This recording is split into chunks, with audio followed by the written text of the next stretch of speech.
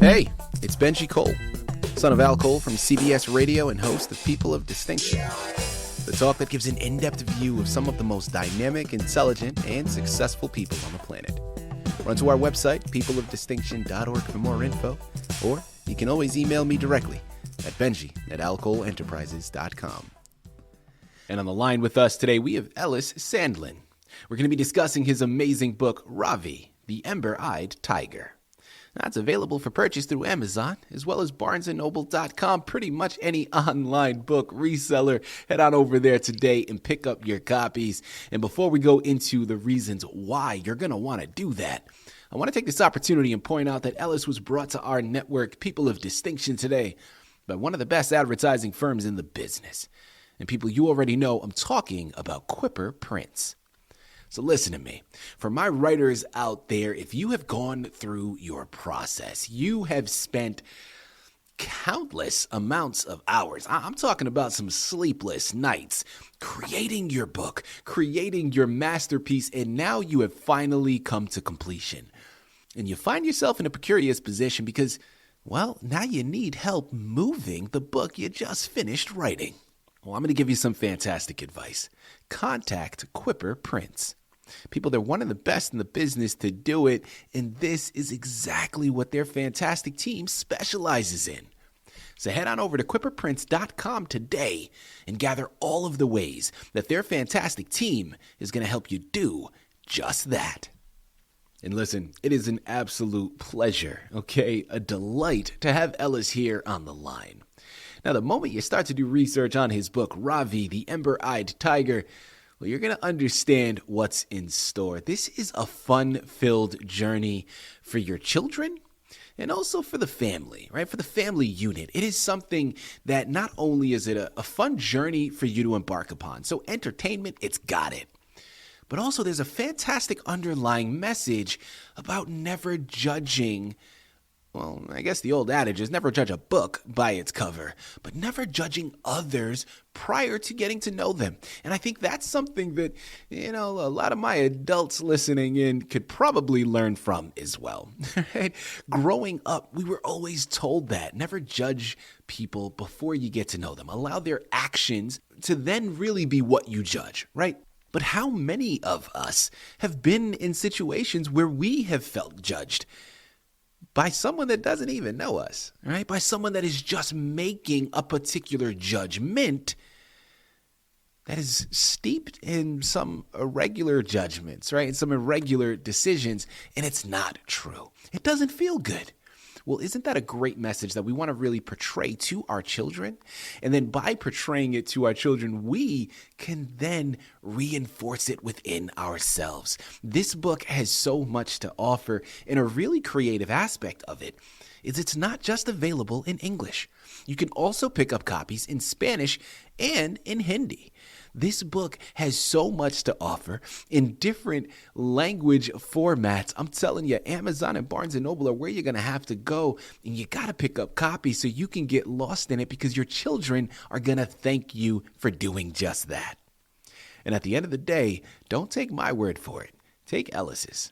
It's his book. He's written it, and he's going to be able to articulate it much better than I ever could. So sit back and strap in. Ellis, first and foremost, welcome to People of Distinction, and thank you very much for being a guest with us today. How are you doing today, sir?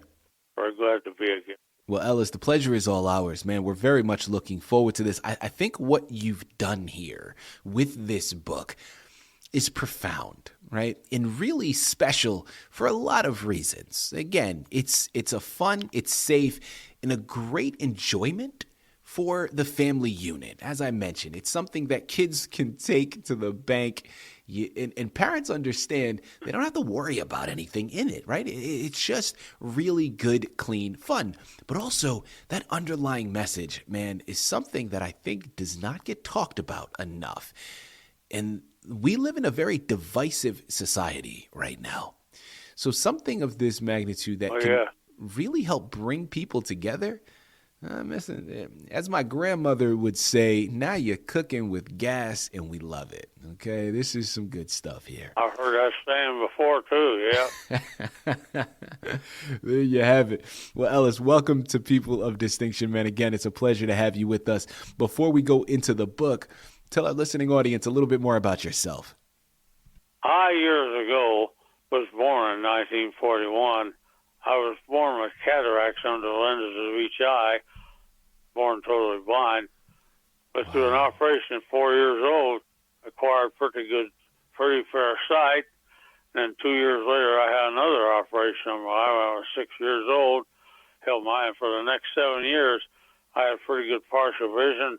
Some of my school years were spent in sight-saving class. And I just remember what color and what the world looks like because of that. But when I was 13, I developed this glaucoma and had a major operation for that, and that helped for maybe about a couple of years. But then in 1956, I started noticing a cloudy sensation in the left part of my right eye, and that never went away. And by the time the spring of 1967 or 57 rolled around, I was down to light perception. Shortly that, nothing. But I learned to live with it in spite of it, and when I got out of sight, I went back to Braille and typed my assignments and handed into the teachers during my junior high school and high school years. So that's a little bit about my life. And since I graduated, I did different jobs. I sold door to door. I worked for a number of years as a hospital darkroom man. Mm-hmm. I played guitar and sing. I played with bands and different bars and made a living like that, and played other shows too. And when I thought, as I told you a while ago about this book, I just saw it years ago as my own pleasure because I've always been fascinated with the big cats of the wild. But then when I met Mary Ann on the 28th of May of last year, Ann suggested, since she's a book writer herself, to put this in. So I did. And boy, look at the results that's blossoming out because of this. Yeah. You know, Ellis, thank you very much for all of that, man. And listen, we're going to have to invite you back onto the network, not to discuss this book in further detail or any other books you write, but just to discuss your background, because my goodness, is it wonderfully impressive. And given some of the obstacles that you have faced yourself, your story is one of inspiration and one that I know so many people want to hear. So, you know, that's going to be for the next discussion, because I'm enthralled by what you've stated. But of course, the anchor is all about your book, Ravi, the Ember-Eyed Tiger. I love the origin story, and I love how it came to be. Tell us a little bit more about the narrative itself. What happens in the book? Well, it began in the jungles of India. This mother tigress had 3 cubs, and the 3 cubs, they were nice, healthy, young cubs. 2 of them were females, and the 1 cub she had was a male named Rafi. And she raised them up because tigers usually raise their cubs up for 2 years, teaching them modes of how to hunt and how to live on their own in the wild. And then after 2 years, Rafi became a real good hunter, a good young tiger. And what he did, after he left his lair and is far from his siblings, he was hunting for a while and going different places and catch and kill his prey and, naturally feed on it. Sometime after, it was around Christmas, he came, of all things, near an Indian village of people. Now, he'd never seen much of people before prior to that. And what happened was he came, and some scared villager picked up his rifle and took a shot at Ravi and just grazed his shoulder. And so naturally, Ravi couldn't understand why, and he turned and ran off into the jungle, back to his lair. As he thought of it, he became bitter, and became full of vengeance, and made up his mind he was going to turn man-killer. Revenge after being wounded like that. Yeah. So this was Eve night when this happened, he started toward the village, and his anger was so great his eyes glowed like coals of fire. He walked through the jungle. When we got a little closer to the village, he come to a clearing, so he'd stop and take a rest.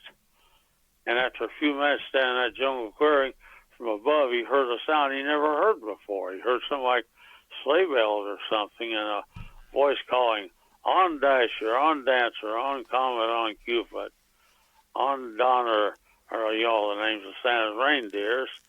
And Ravi right away took his mind off of his bitter vendetta, and he looked up and saw the sleigh up there with those 8 reindeer, and that there was just something about that jolly man in the sleigh that really impressed Ravi. Mm-hmm. And at the same time, Santa Claus, that's who it was, he looked down and saw those 2 big amber eyes. Now, there was no moon that night, and the jungle was very dark. So he asked, who do those 2 big eyes belong to?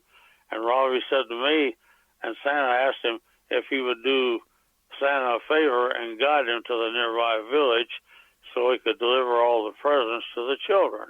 Yeah. So Ravi was thrilled about it. He agreed. He did it, and he got and all the children in the village and everybody got their presents, and the people wondered in the village who did this, and Ravi told them to come on. The villagers told Ravi, "Come on out, they'd like to meet."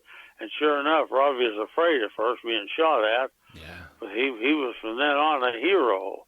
And he met this little orphan boy named Mander, and so many things happened after that, and there's more to come, but give you at least a good synopsis. And when it was over, Santa Claus turned to make his trip, and as he headed off, he said, "Merry Christmas to all, and to all good night." At the same time, Ravi, with a friendly roar, headed off back in the jungle, and as if to say the same thing, "Merry Christmas to all, and to all a good night."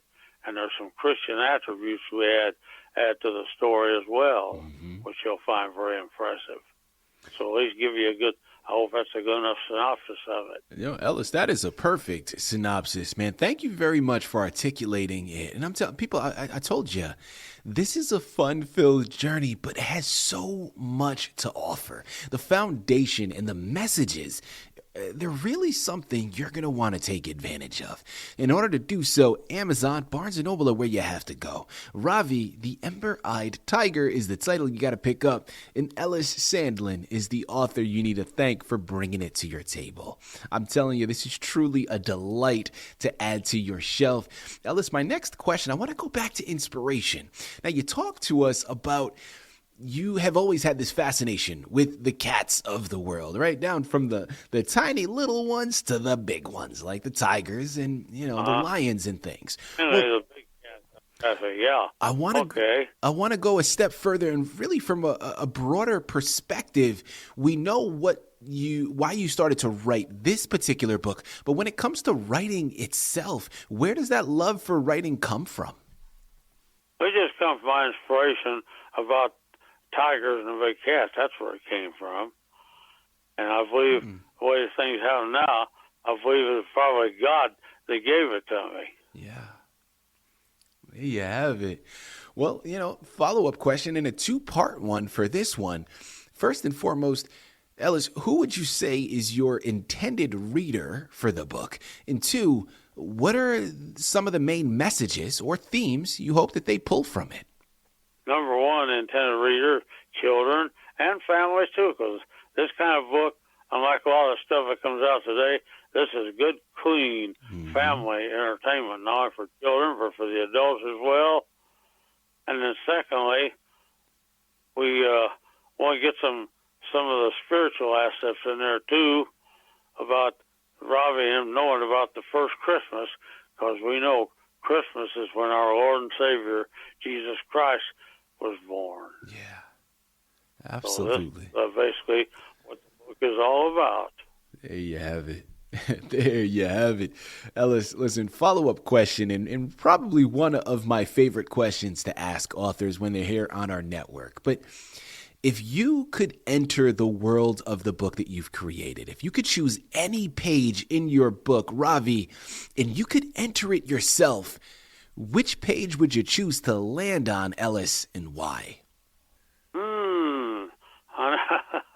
I never gave that much thought, but about when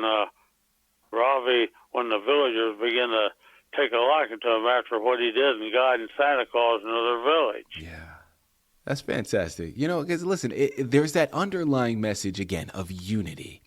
Right? And coming together. Not only is this a great book, again, the holiday spirit is upon us, people. We're in that holiday season, and there is just something about it, the warmth that you feel when you come together with your loved ones, when you come together with your family, with your friends, and you just spend time with one another. There is something so fulfilling about it.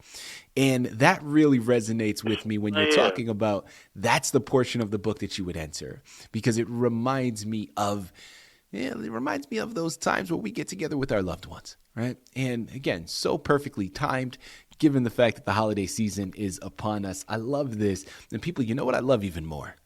Is we have discussed so much information here today, but yet we still have barely scratched the surface. There's so much left to be discovered, and you know where you have to go to discover it. I'm telling you, pick up this book, because it is truly a gift to add to your shelf. As we close out, Ellis, my final question for you. Being an artist myself, I love having our People of Distinction platform to pay it forward whenever opportunities present themselves to other artists listening in. Now, you are someone that has been through the writing process. You've written your own narrative, and you've also gone through the gauntlet of getting it published. So you have wisdom to share, and we would love to hear it. For any new writers out there listening in, Ellis, what are some words of wisdom that you can offer them about the journey they're getting ready to embark upon? Get a good journey that they can embark upon and get a great deal out of it, and to boot, going down through that journey. Absolutely. It's fulfilling, and you got to put that time and that dedication into it. I love it. People, Ravi, the Ember-Eyed Tiger, again, is the title you got to pick up. Amazon, Barnes & Noble, pick up your copies by Ellis Sandlin. You can thank me later. This is a true delight to add to your shelf. And again, as we've mentioned, the holiday season is upon us. So while you're at it, pick up an extra copy to give as a gift to someone else. Ellis, this has been a true pleasure, man, an absolute delight. Thank you once again for being a guest on People of Distinction. I'm very thankful and wish you and yours a Merry Christmas.